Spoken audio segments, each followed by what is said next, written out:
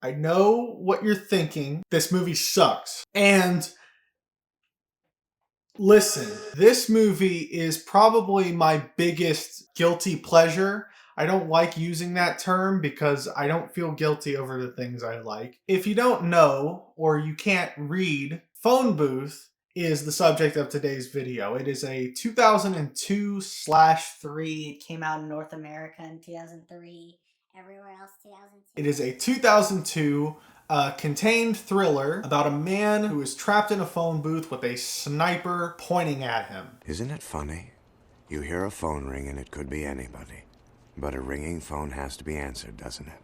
What? And the flaws with this movie are incredibly obvious. Like, I'm sure you can tell what the flaws of the movie are just by clips that I'm showing you. Hardly 2 blocks away, meet the man who used to be the final occupant of that booth. I'm sorry, what the fuck? The acting is unsubtle. Like, maybe it would work for a theater production, but not this. The soundtrack reeks of early 2000s. It's all this, like, trying too hard to be cool energy to it, where it's like shit like that. That language is uncalled for.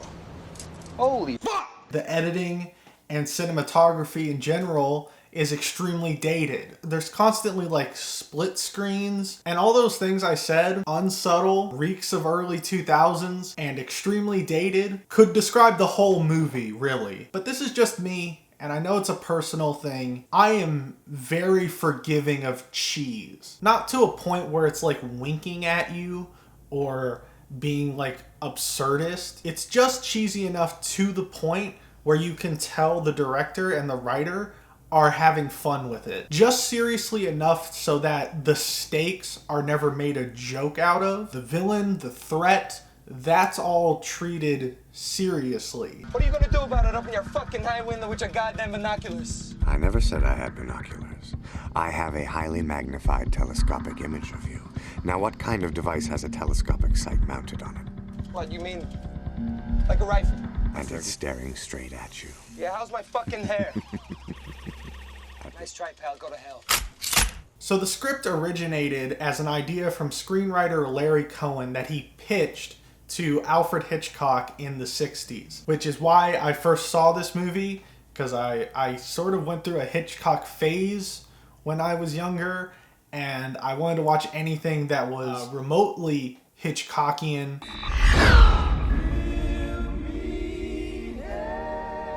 And Hitchcock was interested in the idea, but neither of them could think of a good reason why it would be restricted to a phone booth. They couldn't think of a logical reason to keep someone in a phone booth for 90 minutes. And by the time he thought of the idea for having a sniper, Hitchcock was obviously dead. Fucking dead. He was in the ground. I couldn't think of anything of a softer way to put it. He's dead. He died.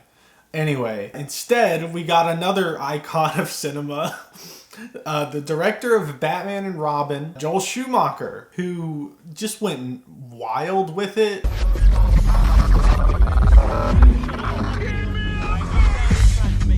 Needless to say, Hitchcock probably would have done a better job at this. Okay, I've mostly been talking in generalities, but I want to get to some of the problems I noticed watching the movie. I've gone into this a bit, but like a lot of the camera angles are like cheesy and gimmicky. And there's also this shot which just has a filter on it for no reason. It's like so unnecessary. I don't get why it's there. And they persist throughout the movie. There's lots of like gimmicky bad camera angles. Every time the movie tries to be funny, it's a failure. Like, I don't know how else to describe it other than it's not funny. I don't gotta be reasonable. You're cutting Next time out. I'm gonna kill Hello? you crack like that. Right? Except for this unintentional moment of hilarity. Ask him if he abuses himself now that she's gone. Does he masturbate on those lonely For nights? God's sake. So do you whack off now? Hey! Like, how did he hear that? And why would he care? This may sound like a weird problem, But the music in the movie, the use of it in some scenes bothers me a bit. It's like the music is telling you how to feel. It'll take them at least a half an hour to find out that I've call forwarded through Philadelphia. And let me tell you, this will all be over before they can get a dial tone. Especially because I do believe that with the acting and the writing and the storytelling going on, I think the scenes would be just as effective, if not more effective, without music. It feels like they didn't have confidence portraying the emotions of the scene, and it just bothers me a bit. There's this one silly shot that's sped up, and it's bad.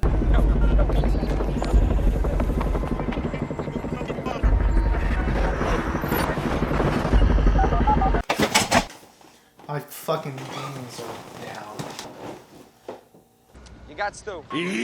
There are certain points in the movie where they slow shots down, but they didn't film at a higher frame rate, so it looks like it's at like 12 frames a second. Very unprofessional, very bad. Some performances in particular are bad. Whatever you did, I don't care. And the CG at the very end looks like ass.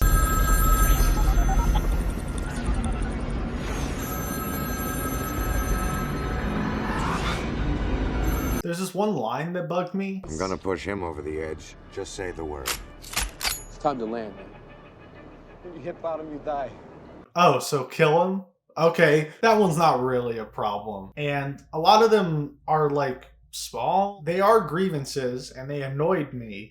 They're outshined by all the things I appreciate about the movie. Colin Farrell, as well as Kiefer Sutherland, give good performances. They're not Oscar winners by any means. They're not brilliant. At times they can be a little cheesy. But for the movie they are in, I think they do a very good job. Most of this movie was shot with a very thin depth of field. There are very few things in focus. And very often the phone booth will fragment the frame. So like the bars of the booth will sort of create a frame within a frame, making it seem even more claustrophobic than it already is. It works so well for this movie because it creates a claustrophobic feeling because there's only a small area that doesn't look blurry. It draws your attention to just one tiny area of the frame, like how the main character is trapped in this small space. It's basic stuff, but it works, and it's basic for a reason. But one thing that isn't basic and was intentional was that the movie was shot in order. It obviously doesn't matter if you're making a movie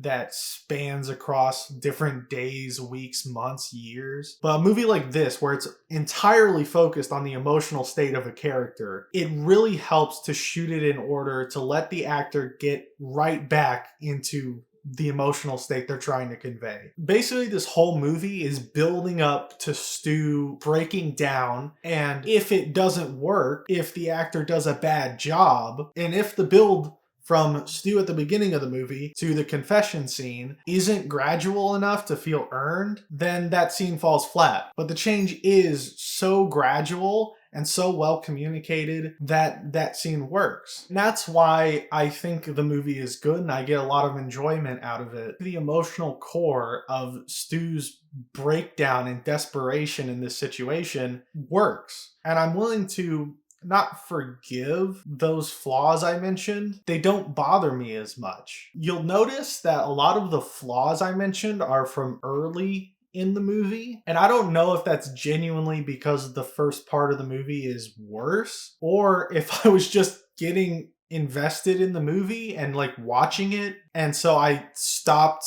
writing notes down. Like, even if you think the movie's stupid and even if you think the movie's bad, which it is, both of those things, I can't imagine someone having like a terrible time with it. Like just watching it disaffected, bored. This movie for a long time has been my comfort movie. It is the movie I throw on when I got nothing else to watch, and I will just enjoy it. I think why it works so much as a comfort movie is that the pace is breakneck. It's only 80 minutes. It's very tightly plotted. It's kind of like candy. It's small, it's tasty, but you know it's like garbage for you. That's Phone Booth. I didn't plan for like a outro or anything. I was gonna talk about like an art movie, but then I decided against it because I was like, I wanted to have some fun, talk about a movie that I love but is kind of bad, and I said fuck it and did it. And you watched it, so it's not like you can stop me now. I guess that's it.